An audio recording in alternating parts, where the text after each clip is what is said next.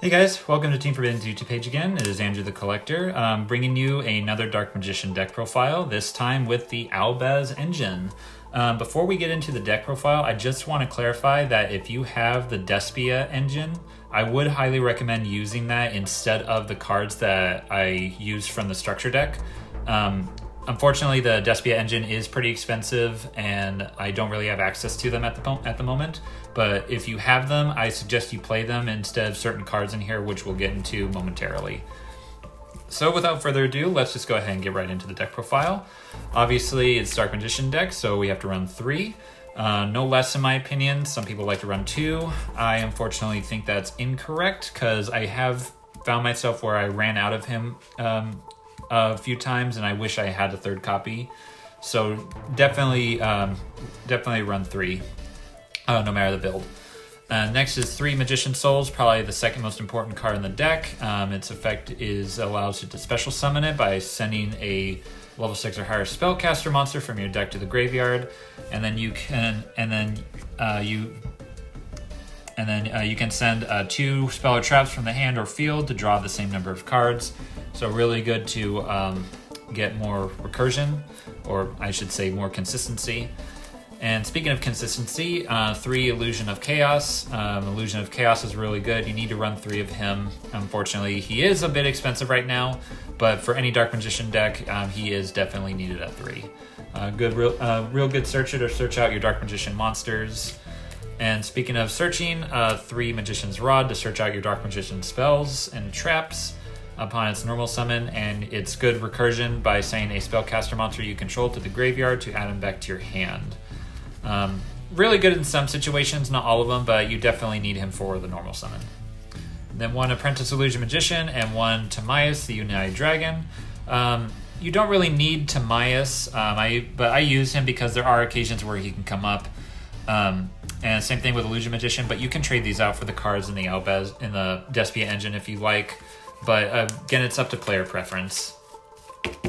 And speaking of Albaz, I'm running 2 Fallen of Albaz. Only 2 because you wanted him to stay in the deck as much as possible, but he's important enough to not run only at 1. So I feel like 2 is a neat balance. And then 3 Springen's Kit. This is one of the cards that you can substitute for a Luber if you don't have a Luber, because its effect is more or less the same. Only that you have to lose a card in your hand back to the deck when you search it out. But yeah, if you have a Luber, definitely run a Luber instead of Kit, but Kit is still really good in her own right as a good budget option.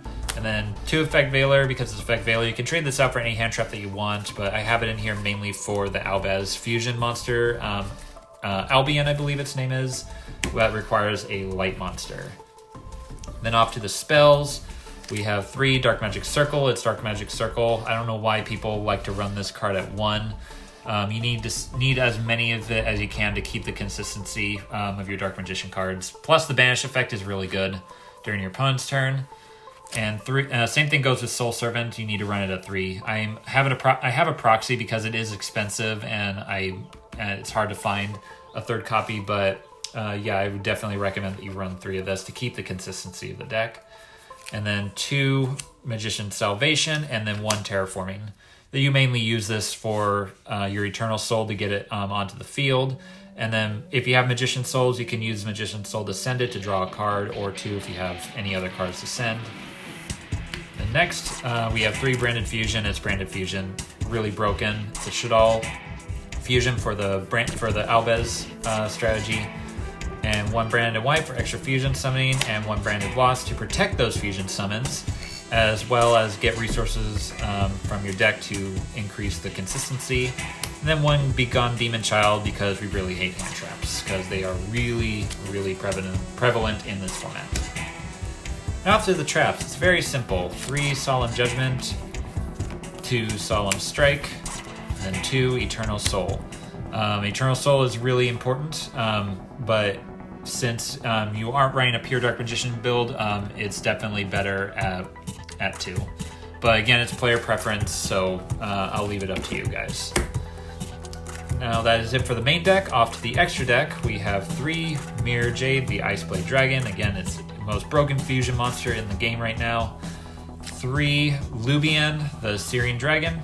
I'm playing this and only 1 Albion, the Brand Dragon, because Lubian requires Albaz and a Dark Monster, which is basically what my deck mainly consists of. But in case there is a situation where Albion does come up, I am running him just in case. But we'll get into how this deck really functions in just a moment. Then off to the Dark Magician's fusion monsters is Dark Magician the Dragon Knight. It's really good. Its only materials is that it's Dark Magician and a Dragon monster, which is what Albaz is. Speaking of which, Red Eyes Dark Dragoon.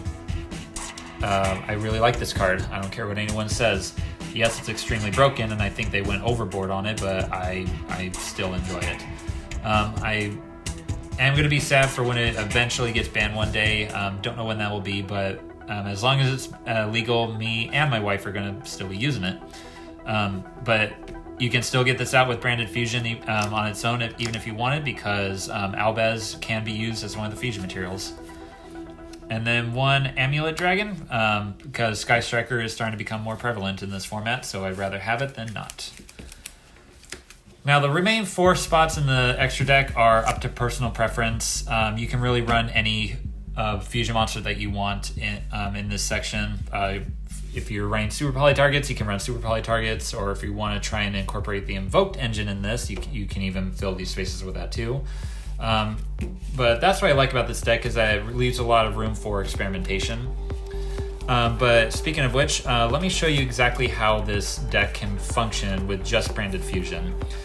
So you would activate Branded Fusion to send your Dark Magician as well as a Fallen of Albaz to summon out your Libyan Dragon. Then you're going to use its effect to send Dark Magician and Fallen of Albaz back to the deck to summon either Dark Magician the Dragon Knight or Red Eyes Dark Dragoon. With Dragoon, you're probably going to go into more often because it definitely has more utility, but it depends on what you have. Or you can even send just Albaz and Libyan back to summon out your Mirror Jade to your side of the field. Especially if you have Eternal Soul on your side of the field to bring back your Dark Magician along with your Magician Circle. But again, it depends on the hand and what you go up against, which really determines what plays that you decide to make with this deck. But guys, that's it for the deck profile. It's short and simple. It's a fusion-based strategy, which Branded Fusion does lock you into fusion summons, and Dark Magician definitely does fall into that category. If you want to see more decks that use the branded engine, feel free to comment them down below, and we'll see what we'll be able to put down for you guys. But definitely like, comment, subscribe, hit that bell down for notifications. And again, comment down below if you want to see any other deck profiles in the future. But until then, we'll catch you guys in the next one.